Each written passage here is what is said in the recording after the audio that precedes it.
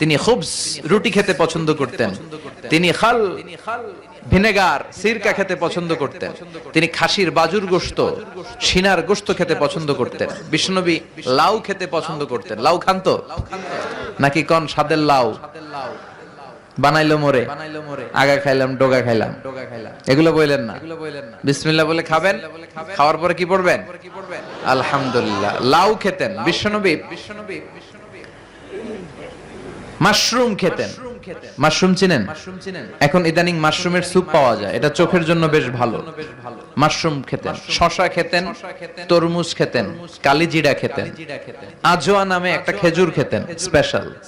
বিশ্বনবী বলেন মদিনার আজোয়া খেজুর যদি কেউ প্রতিদিন সকালে 7টা খায়, ওই দিন কোন সাপে কামড় দিল বিষে ধরবে না,